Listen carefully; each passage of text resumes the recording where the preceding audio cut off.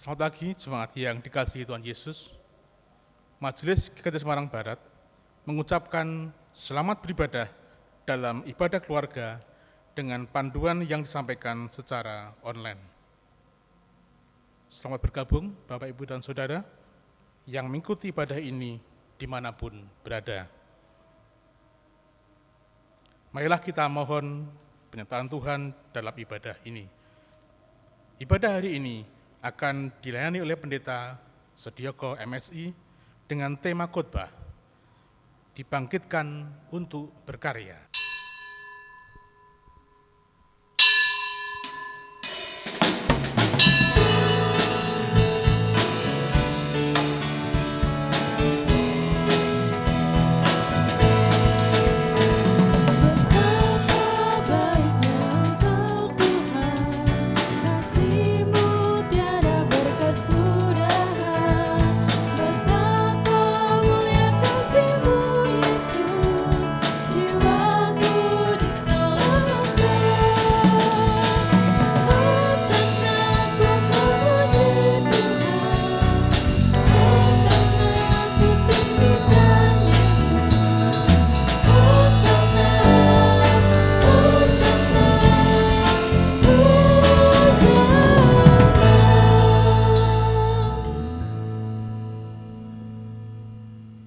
Tuhan yang menciptakan langit dan bumi adalah sumber pertolongan kami. Kasih karunia dan damai sejahtera dari Allah Bapa kita dan dari Tuhan Yesus Kristus ada pada saudara sekalian.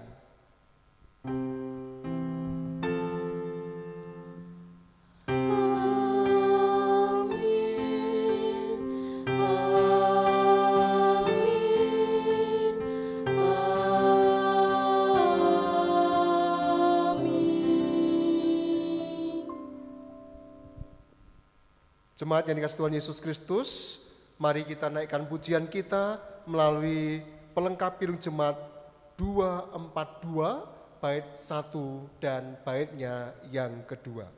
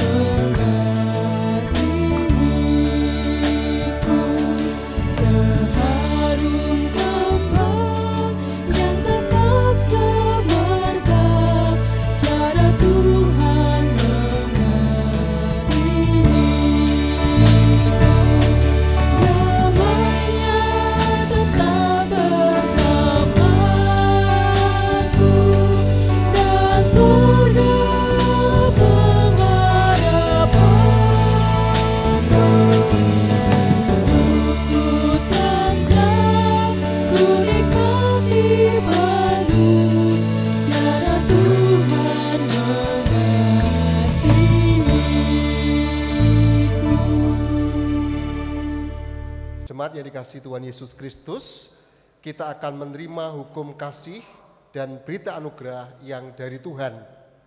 Inilah hukum kasih sebagai pedoman hidup kita.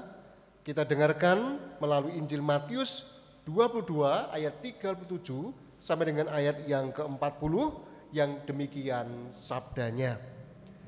Kasihlah Tuhan Allahmu dengan segenap hatimu dan dengan segenap jiwamu dan dengan segenap akal budimu. Itulah hukum yang terutama dan yang pertama. Dan hukum yang kedua yang sama dengan itu ialah kasihlah sesamamu manusia seperti dirimu sendiri. Pada kedua hukum inilah tergantung seluruh hukum Taurat dan kitab para nabi. Jemaat yang dikasihi Tuhan, mari kita bersama-sama kita berdoa. Tuhan Yesus, Allah dan Juru Selamat kami, Engkau memberi dua perintah dalam hidup kami. Walaupun dua perintah, namun seringkali kami melupakan, bahkan tidak melakukannya sebagai pedoman hidup ini. Maka ampunilah kami. Di dalam nama Tuhan Yesus kami berdoa dan mohon pengampunan-Mu. Amin. Jemaat yang kasih Tuhan, mari kita menyesali dosa-dosa kita, seraya kita menyanyikan nyanyian penyesalan dosa dari PKJ 40 bait yang pertama.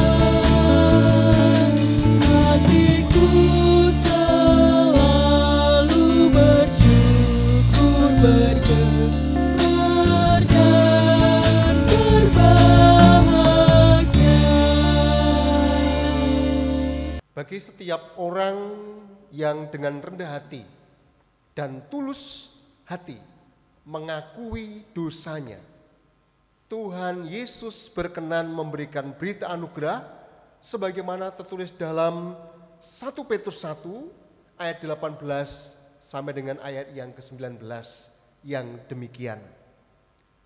Sebab kamu tahu bahwa kamu telah ditebus dari cara hidupmu yang sia-sia, yang kamu warisi dari nenek moyangmu, itu bukan dengan barang yang fana, bukan pula dengan perak atau emas, melainkan dengan darah yang mahal, yaitu darah Kristus yang sama seperti darah anak domba yang tak bernoda dan tak bercacat. Demikianlah berita anugerah dari Tuhan. Jemaat yang dikasihi Tuhan Yesus Kristus, mari kita menaikkan pujian syukur kita kepada Tuhan Yesus melalui pujian seperti yang kau ingini.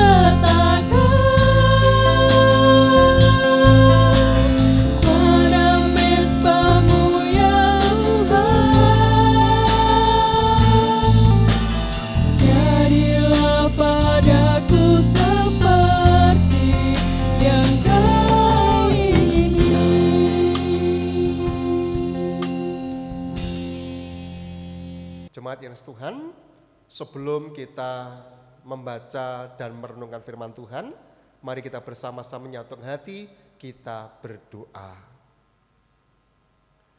Bapa kami yang ada di surga, terima kasih untuk waktu yang luar biasa ini.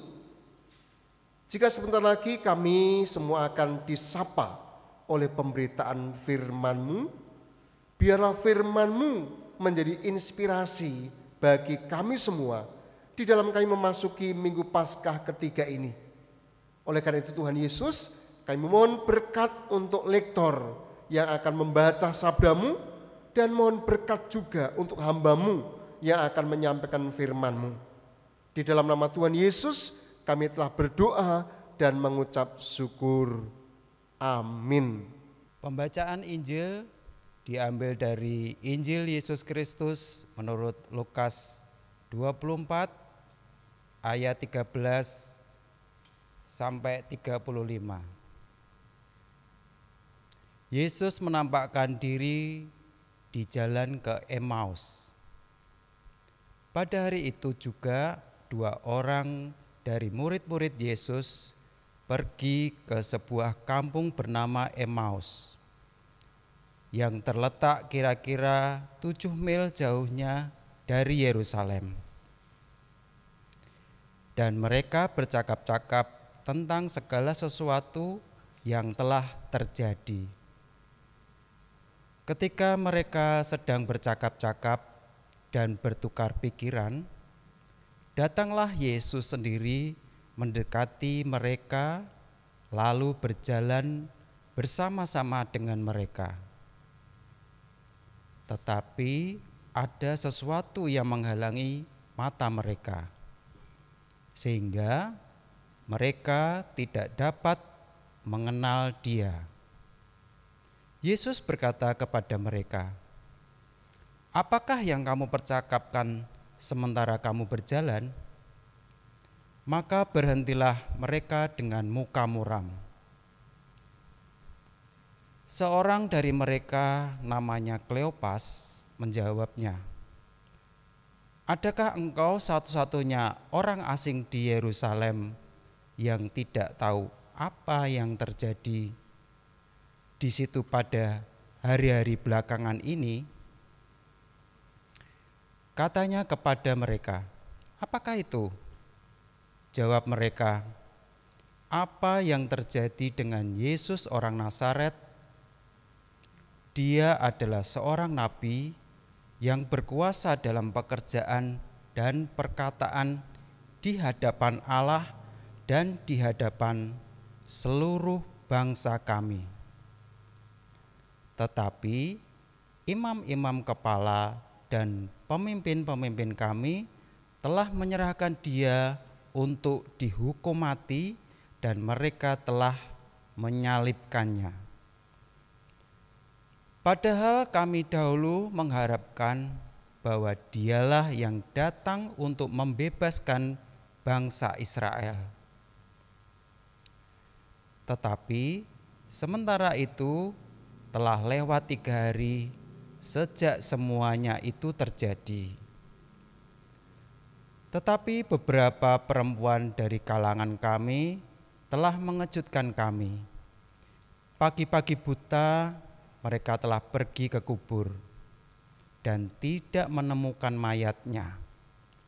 Lalu mereka datang dengan berita bahwa telah kelihatan kepada mereka malaikat-malaikat yang mengatakan bahwa ia hidup. Dan beberapa teman kami telah pergi ke kubur itu dan mendapati bahwa memang benar yang dikatakan perempuan-perempuan itu, tetapi dia tidak mereka lihat. Lalu ia berkata kepada mereka, "Hei kamu orang bodoh, betapa lambannya hatimu sehingga kamu tidak percaya segala sesuatu yang telah dikatakan para nabi. Bukankah Mesias harus menderita semuanya itu untuk masuk ke dalam kemuliaannya?" Lalu ia menjelaskan kepada mereka apa yang telah tertulis tentang dia dalam seluruh kitab suci, mulai dari kitab-kitab Musa dan segala kitab nabi-nabi. Mereka mendekati kampung yang mereka tuju. Lalu ia berbuat seolah-olah hendak meneruskan perjalanannya. Tetapi mereka sangat mendesaknya, katanya, "Tinggallah bersama-sama dengan kami, sebab hari telah menjelang malam dan matahari hampir terbenam." Lalu masuklah ia untuk tinggal bersama-sama dengan mereka. Waktu ia duduk makan dengan mereka, ia mengambil roti, mengucapkan berkat, lalu memecah-mecahkannya dan memberikannya kepada mereka. Ketika itu terbukalah mata mereka dan mereka pun mengenal dia, tetapi ia lenyap dari tengah-tengah mereka. Kata mereka seorang kepada yang lain, "Bukankah hati kita berkobar-kobar ketika ia berbicara dengan kita di tengah jalan dan ketika ia menerangkan kitab suci kepada kita?" Lalu bangunlah mereka dan terus kembali ke Yerusalem.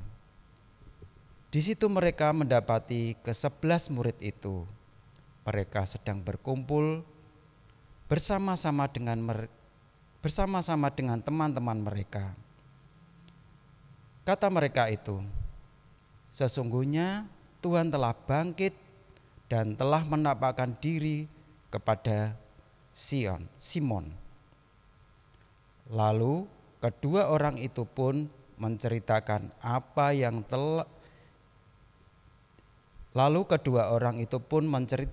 apa yang terjadi di tengah jalan dan bagaimana mereka mengenal Dia pada waktu Ia memecah-mecahkan roti.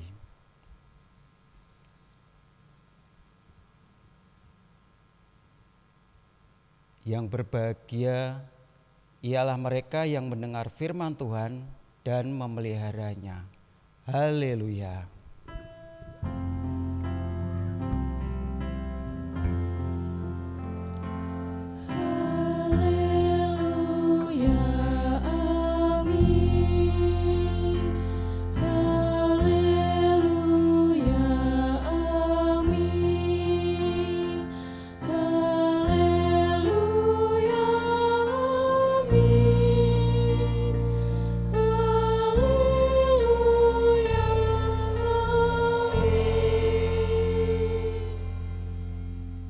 Jemaat yang kasih Tuhan Yesus Kristus, saat ini kita bisa merasakan bagaimana kondisi masyarakat yang sedang mengalami dampak dari pandemi COVID-19. Dampak yang luar biasa kita bisa merasakan adalah semua harus tunduk kepada keputusan pemerintah, yaitu semua harus tinggal di rumah. Semua harus bekerja dari rumah, termasuk ibadah minggu harus dilakukan di rumah masing-masing. Kalau dihitung, jemaat yang kasih Tuhan, sudah 6 ibadah minggu kita beribadah di rumah masing-masing dengan layanan daring. Situasi masyarakat kita ketika berada dalam situasi dampak pandemik COVID-19 ini, kita bisa merasakan bagaimana masyarakat mengalami kekhawatiran. Masyarakat ada yang ketakutan, ada yang kurang mempunyai semangat, bahkan ada yang mengalami kedukaan karena ditinggal oleh orang-orang yang dikasihi. Nah, jemaat yang dikasihi Tuhan, situasi kondisi masyarakat Indonesia atau masyarakat umumnya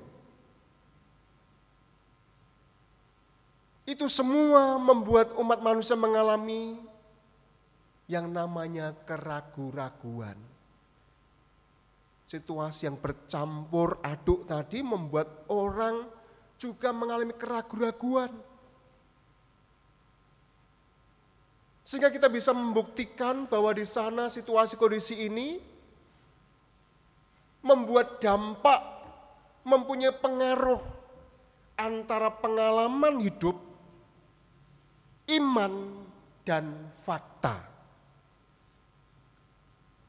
Persoalan hidup ini tidak bisa dilepaskan dari yang namanya iman, keyakinan kepada Tuhan. Kita menghadapi semua hal dengan mendasarkan pada iman kepada Tuhan Yesus Kristus. Tetapi ketika kita mau jujur, dalam kenyataannya bukan hal yang mudah.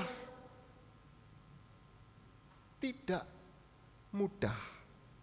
Kita percaya pada Yesus, mengalami penderitaan, iman kita seringkali goyah. Seringkali juga kita tidak tahu bagaimana menghadapi persoalan hidup ini. Kita sering ragu akan iman keyakinan kepada Tuhan Yesus. Misalnya, ketika kita menghadapi persoalan yang cukup berat, persoalan itu tidak sesuai dengan iman kita, tidak sesuai dengan doa kita. Iman kita tidak berperan sama sekali. Iman tidak membantu mengatasi persoalan hidup itu. Yang menjadi pertanyaan adalah, apakah kita benar-benar beriman kepada Tuhan Yesus Kristus yang bangkit?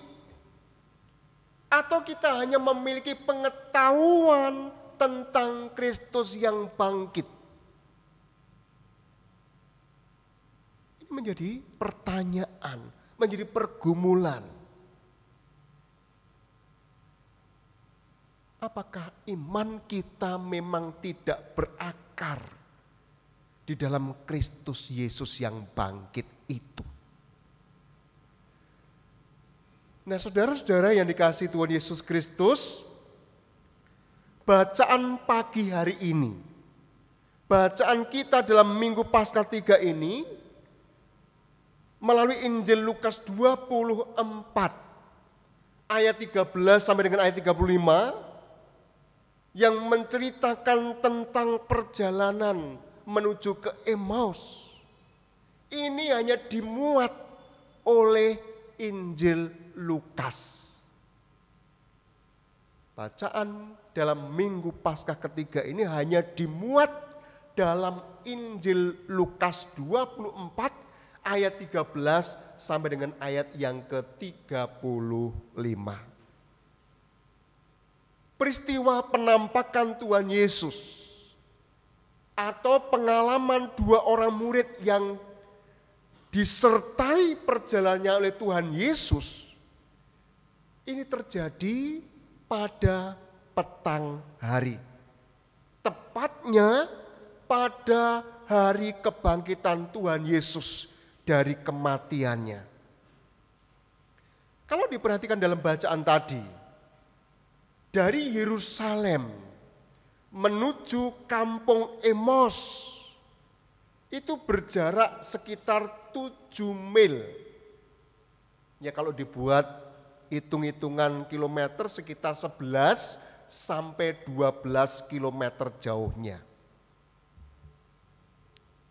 Tuhan Yesus berkenan berjalan bersama-sama Kleopas dan seorang temannya 2 sampai 3 jam. 2 hingga 3 jam lamanya Tuhan Yesus menyertai perjalanan kedua murid itu. Apa yang terjadi? Sepanjang perjalanan banyak yang dijelaskan oleh Tuhan Yesus. Semuanya dijelaskan oleh Yesus kepada Kleopas dan temannya. Terutama tentang nubuat para nabi yang berkenaan dengan dirinya. Sehingga Kleopas dan temannya menjadi sangat jelas,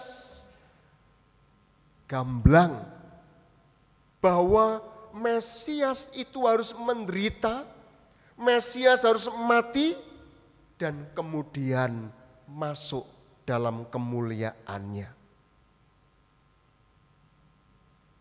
Kematian Yesus Sang Mesias di Bukit Golgota itu bukanlah akhir hidup dan karyanya. Sebab ia sudah dinubuatkan oleh para nabi bahwa pada saatnya akan bangkit, akan hidup lagi, bahkan hidup kekal dengan kemuliaannya. Nah, saudara-saudara yang kasih Tuhan Yesus Kristus, jadi penjelasan Tuhan Yesus, percakapan inilah merupakan penghiburan yang luar biasa bagi Kleopas dan temannya yang sedang mengalami kedukaan, mengalami kekecewaan karena hidup Yesus berakhir hanya di kayu salib. Meskipun mereka bercakap-cakap, mereka mendengar, bahkan mengajukan pertanyaan, namun Kleopas dan temannya tidak mengenal. Kleopas dan temannya tidak mengenal, bahkan tidak menduga itu adalah suara Tuhan Yesus.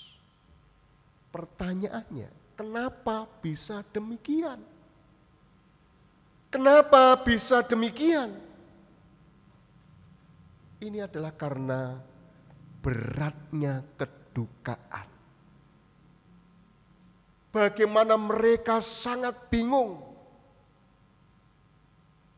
Besarnya kekhawatiran menghalangi mata mereka sehingga menjadikan mereka tidak peduli kepada lingkungannya. Bercakap-cakap, bertanya jawab, tetapi tidak mengenal siapa yang berjalan bersamanya. Itulah yang membuat mereka tidak ingat akan janji dan sabda Tuhan Yesus bahwa Ia akan bangkit pada hari ketiga. Nah, saudara-saudara yang dikasihi Tuhan Yesus Kristus, kenapa bisa terjadi demikian? Mereka hanya mengarahkan perhatian kepada peristiwa yang menimpa Yesus. Yesus ditangkap, Yesus mati, dimasukkan dalam kubur, dan ternyata pagi-pagi tidak ada. Itu perhatian mereka. Mereka juga terbelenggu oleh perbuatan para imam dan para pemimpin mereka yang membuat Yesus kalah dalam tanda kutip. Sehingga persoalan mereka tidak terjawab selama perjalanan dari Yerusalem menuju ke Emos. Persoalan itu tidak bisa diselesaikan. Mereka berjalan tidak menemukan jalan keluar.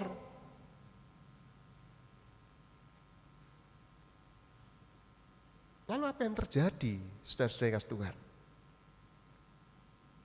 Kalau kita perhatikan ayat demi ayat tadi, persoalan baru terpecahkan ketika mereka melihat Tuhan Yesus Kristus melakukan tindakan yang khas. Pertanyaannya, tindakan yang khas seperti apa yang dilakukan Yesus sehingga keduanya melalui peristiwa itu menyadari. Tindakan khas yang dilakukan Tuhan Yesus adalah Tuhan Yesus memecah-mecahkan roti. Ini tindakan yang khas dilakukan oleh Yesus. Tindakan memecah-mecah roti pada saat malam menjelang Yesus ditangkap, mengingatkan mereka akan kisah Tuhan Yesus selama perjalanan itu. Khususnya penderitaan yang harus dialaminya untuk masuk ke dalam kemuliaannya. Itulah yang dikisahkan oleh kitab suci. Itulah yang diceritakan oleh Tuhan Yesus dengan jelas gamblang kepada mereka. Inilah yang membuat mereka mempunyai semangat karena mata imannya dibukakan oleh peristiwa itu. Mata imannya telah dibuka oleh Tuhan Yesus. Semangat ini muncul, menggerakkan mereka untuk berbuat sesuatu. Coba bayangkan 2-3 jam berjalan, 7 mil. Tanpa mengingat kelelahan dan kekhawatiran yang semula menyelimuti perasaan mereka. Setelah yakin Yesus bangkit, mereka segera kembali ke Yerusalem untuk menceritakan pengalaman imannya. Kebangkitan Yesus benar-benar membuat mereka punya semangat untuk berkarya. Nah, kalau begitu, jemaat dikasih Tuhan, apa yang menjadi tugas panggilan kita sebagai umat Tuhan? Sesungguhnya sekarang ini, saat menghadapi persoalan hidup, termasuk di dalamnya kita menghadapi dampak dari pandemi COVID-19, kita tidak berjalan sendirian. Ada Tuhan Yesus yang menyertai kehidupan ini. Ada Tuhan Yesus mendampingi kita semua. Tuhan Yesus memperhatikan. Tuhan Yesus peduli. Tuhan Yesus mau menolong kita. Bahkan mencarikan jalan keluar yang terbaik dari persoalan hidup kita saat ini. Maka berdasarkan kebangkitan Kristus itulah. Mari kebangkitan Kristus inilah yang seharusnya juga membuat semangat kita berkobar-kobar untuk bersaksi. Dengan demikian, dengan semangat hidup yang berkobar-kobar itu, kebangkitan Kristus menginspirasi kita. Mari kita lanjutkan perjalanan hidup ini, memasuki masa depan yang lebih cerah dengan terus bersaksi dan berkarya demi Tuhan Yesus Kristus. Tuhan Yesus memberkati kita semua. Amin.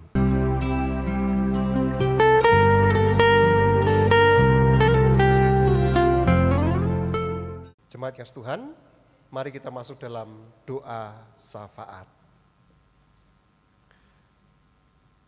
Bapa kami yang ada di surga, kami mengucap syukur atas berkat dan pemeliharaan Tuhan yang sungguh luar biasa sampai Minggu Paskah ketiga hari ini. Sebagai umat-Mu, kami juga menyadari akan kesalahan kami, akan kekurangmampuan kami untuk setia kepada firman-Mu. Oleh karena Tuhan Yesus, kami mohon pengampunan-Mu.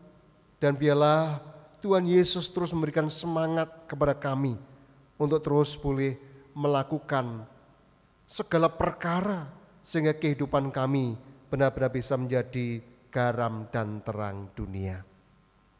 Bapa kami yang ada di surga, pagi ini kami mohon kiranya Tuhan memberkati, memampukan kami semua, keluarga-keluarga yang ada di GKJ Semarang Barat, untuk Tuhan mampukan menjadi saksi Tuhan dan terus berkarya sebagai garam dan terang dunia. Kami juga mohon berkat-Mu untuk sosok kami, jemaat-Mu yang ada di GKJ Semarang Barat yang saat ini sedang menderita sakit. Kiranya melalui jaman tangan yang kudus, Engkau memberikan kesembuhan kepada mereka semua. Kami juga mohon berkat-Mu Tuhan untuk sosok kami yang sudah lanjut usia. Kiranya tetap memberikan kekuatan dan pengharapan kepada mereka. Kami mohon berkat untuk para pelayan Tuhan yang ada di GKJ Semarang Barat. Kami juga mohon berkat untuk kegiatan gerejawi yang harus kami lakukan di rumah kami masing-masing sebagai dampak pandemi COVID-19. Bapa kami di dalam surga, kami mohon berkat untuk lembaga-lembaga Kristen yang terus berupaya, yang terus menunjukkan kesaksian sebagai lembaga Kristus Yesus. Bapa kami dalam surga, saat ini kami juga mohon berkat untuk bangsa dan negara kami Indonesia yang sedang menghadapi pandemi COVID-19. Kami mohon berkat untuk pemerintah Republik Indonesia, untuk TNI Polri yang harus mengamankan situasi kondisi. Kami juga mohon berkat untuk tenaga medis yang menangani COVID-19, supaya mereka tetap dalam kondisi sehat dan mendapat kekuatan dari Tuhan Yesus.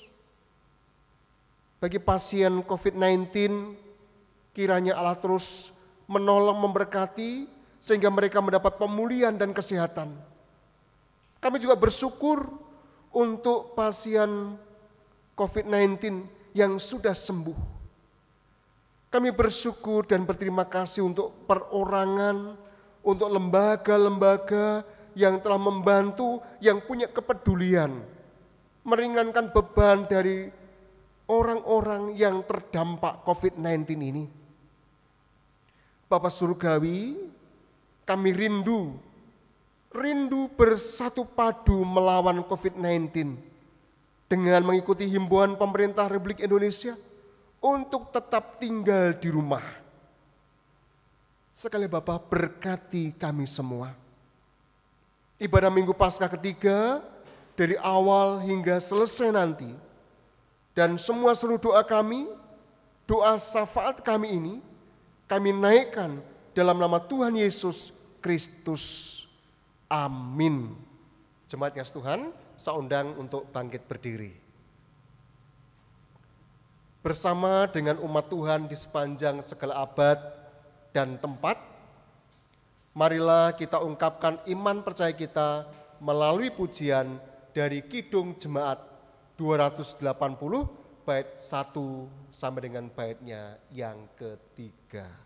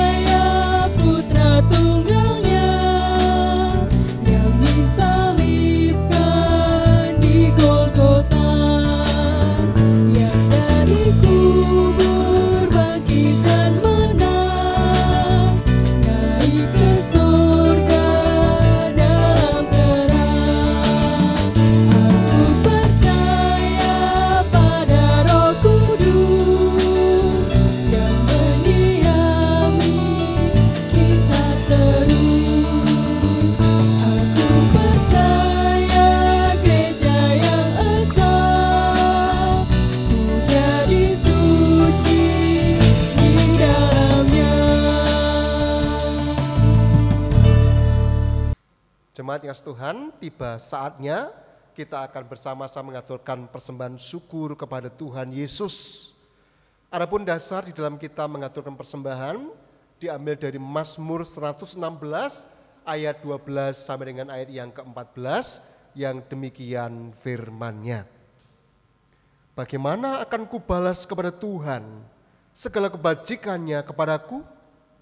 Aku akan mengangkat piala keselamatan dan akan menyerukan nama Tuhan, akan membayar nasarku kepada Tuhan di depan seluruh umat-Nya. Jemaat yang dikasihi Tuhan, kita akan naikkan pujian Sungguh Ku Bangga Bapa, sekaligus bersama-sama mengaturkan persembahan syukur kita.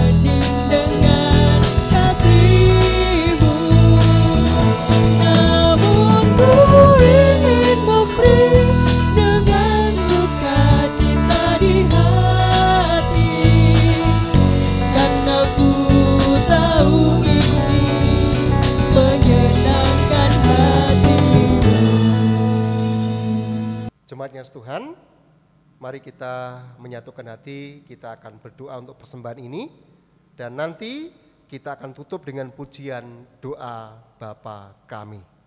Mari kita berdoa. Bapa kami yang di surga, kami bersyukur atas berkat-berkat yang sudah kami terima sampai Minggu Paskah ketiga ini. Berkat yang luar biasa. Maka saat ini kami bersyukur dengan bersama-sama mengaturkan persembahan yang keluar dari hati kami yang paling dalam. Kiranya Tuhan Yesus menerima dan menguduskan persembahan ini.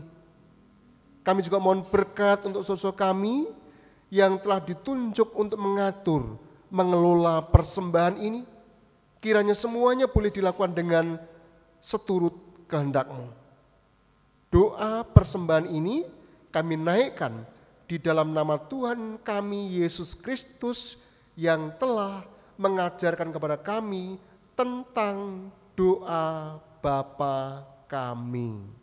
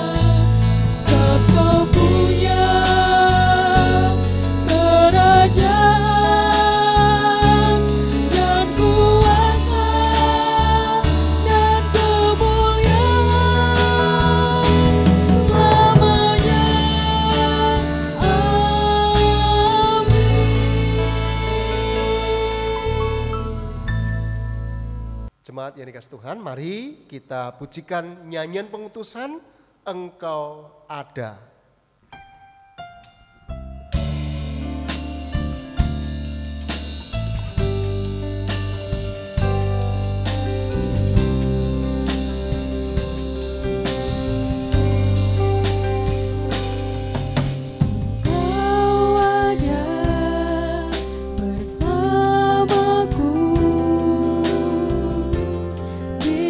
Musim hidupku